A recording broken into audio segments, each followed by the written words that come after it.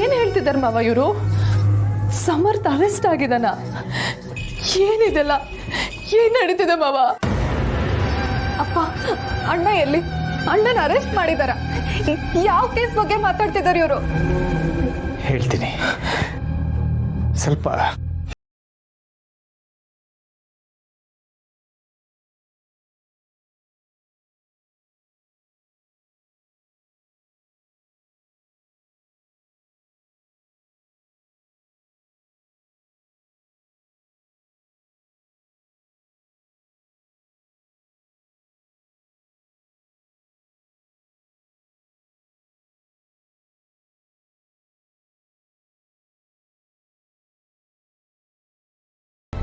ದತ್ತ ಮತ್ತು ರವೀಂದ್ರ ಅವರ accident ಕೇಸಲ್ಲೇ inspector ಸಮರ್ಥ arrest ಮಾಡಿರೋದು.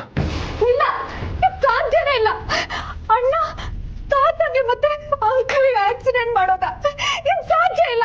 ನಾನಂತೂ ನಂಬಲ್ಲ.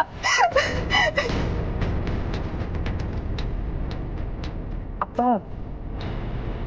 ನೋಡಿದ್ಯಪ್ಪ ಇವರೆಲ್ಲ ಏನ್ ಹೇಳ್ತಿದ್ದಾರೆ ಅಂತ?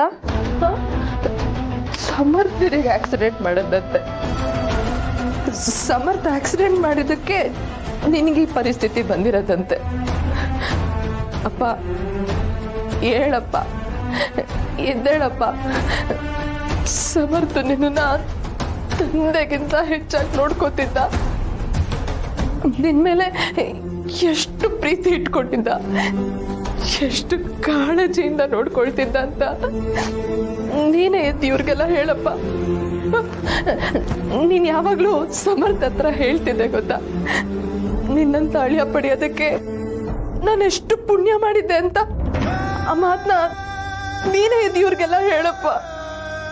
ಅಪ್ಪ ಅಪ್ಪ ಎದ್ದೇಳಪ್ಪ, ಅಪ್ಪ ಮಾತಾಡಪ್ಪ, ಅಪ್ಪ ಎದ್ದೇಳಪ್ಪ.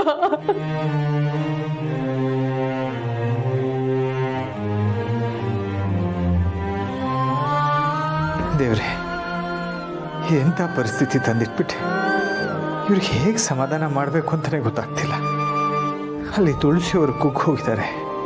ಇದನ್ನೆಲ್ಲ ಎದುರಿಸೋ ಶಕ್ತಿ ನೀನೇ ಇವರೆಲ್ಲರಿಗೂ ಕೊಡಬೇಕು ಭಗವಂತ.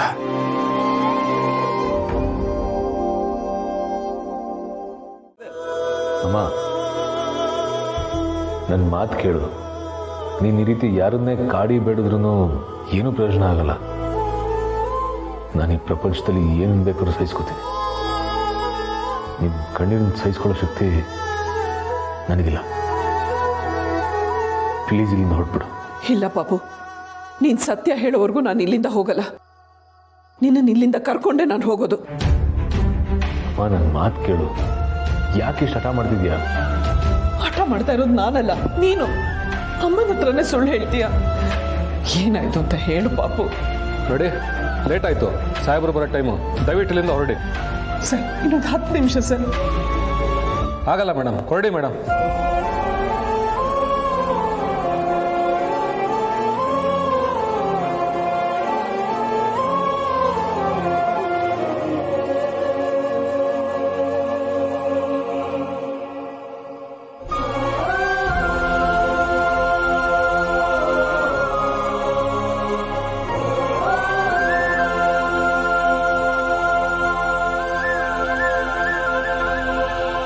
ಮಾತಾಡಿದ್ದೀವಪ್ಪ.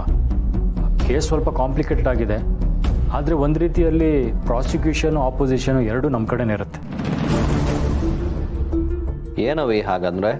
ಅಂದರೆ ಆಕ್ಸಿಡೆಂಟ್ ಆಗಿದೆ ಅಂತ ಕಂಪ್ಲೇಂಟ್ ಕೊಡೋರು ನಾವೇ ಆಗಿರ್ತೀವಿ, ಆಕ್ಸಿಡೆಂಟ್ ಮಾಡಿರೋರು ನಮ್ಮವರೇ ಆಗಿರ್ತಾರೆ. ಹಾಗಂದಾಗ ಕಂಪ್ಲೇಂಟ್ನ ಬೇಕಿದ್ರೆ. ಏನು ಹೇಳ್ತಾ ಇದೀಯ ಅಭಿ? ನೀನು ಯಾವ ಆಕ್ಸಿಡೆಂಟ್ ಬಗ್ಗೆ ಮಾತಾಡ್ತಾ ಇದೀಯಾ? ಸಾರಿ ತುಳಸಿಯವರೇ,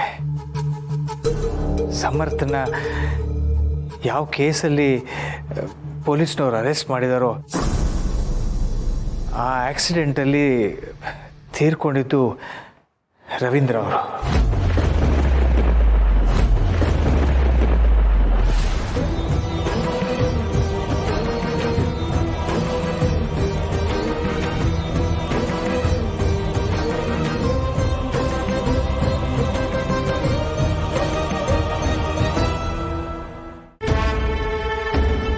ರವೀಂದ್ರ ಅವರು ದತ್ತ ಅವ್ರಿಗೆ ಆಕ್ಸಿಡೆಂಟ್ ಮಾಡಿರೋ ಕಾರು ನಮ್ಮನೆ ಕಾರೇ.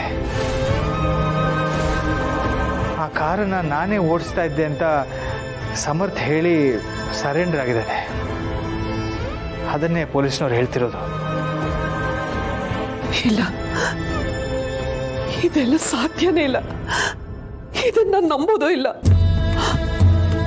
ಸಮರ್ಥ ತಾನೇ ಆಕ್ಸಿಡೆಂಟ್ ಮಾಡಿ ಅವನ ತಾತನ್ನ ಅವನ ಮಾವನ್ನ ಅವನೇ. ಇಲ್ಲ ಇಲ್ಲ ಮಧುವ್ರೆ, ನನ್ನ ಮಗ ಅಂತ ಕ್ರೂರಿ ಅಲ್ಲ. ಹೌದು, ಇದೆಲ್ಲ ನಮಗೂ ನಂಬಕ್ಕಾಗ್ತಿಲ್ಲ. ಆದರೆ ಏನು ಮಾಡೋದು? ಪೊಲೀಸರ ಪ್ರಕಾರ ಇದೆಲ್ಲ ಸತ್ಯ.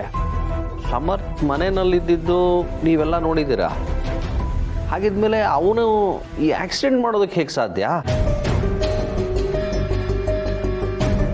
ಆಕ್ಸಿಡೆಂಟ್ಗೆ ಬಲಿಯಾಗಿರೋದು ರವೀಂದ್ರ ಮತ್ತು ದತ್ತ ಅವರು.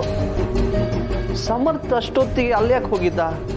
ರವೀಂದ್ರ ಮತ್ತು ದತ್ತ ಅವರು ಅಲ್ಲಿ ಯಾಕೆ ಹೋಗಿದ್ರು? ಏನ್ ನಡೀತು ಅಂತಾನೆ ಅರ್ಥ ಆಗ್ತಿಲ್ಲ. ಅದೇ ನಮಗೂ ಅರ್ಥ ಆಗ್ತಿಲ್ಲ ಚಿಕ್ಕಪ್ಪ. ಇನ್ವೆಸ್ಟಿಗೇಷನ್ ನಡೀತಾ ಇದೆ, ಆದರೆ ಸಮರ್ಥ್ ಇದನ್ನು ತನ್ನ ತಲೆ ಮೇಲೆ ಯಾಕೆ ಹಾಕ್ಕೊಂಡಿದ್ದಾನೆ ಅಂತಾನೆ ಅರ್ಥ ಆಗ್ತಿಲ್ಲ. ಅವನಿಗಿರೋ ಸತ್ಯನ ಹೇಳಿದ್ರೆ ಅವನನ್ನ ಬಿಡಿಸೋದಕ್ಕೆ ಸುಲಭ ಆಗ್ಬೋದು. ಅದನ್ನ ಬಿಟ್ಟು ತನ್ನ ಮಾವಂಗೆ ತಾತಂಗೆ ತಾನೇ ಆಕ್ಸಿಡೆಂಟ್ ಮಾಡಿದೆ, ಮಾವನ್ ಸಾವಿಗೆ ತಾನೇ ಕಾರಣ ಅಂತ ಯಾರಾದರೂ ಹೇಳ್ಕೊತಾರ? ಎಲ್ಲ ವಿಚಿತ್ರವಾಗಿದೆ. ಸಮರ್ಥ್ ಅವ್ರ ಮಾವನ್ ಸಾವಿಗೆ ಅವನೇ ಕಾರಣ ಆದ್ನ. ಓ ಗಾಡ್, ಯಾವ್ದು ನಿಜ ಯಾವ್ದು ಸುಳ್ಳು ಅನ್ನೋದೇ ಗೊತ್ತಾಗ್ತಾ ಇಲ್ಲ.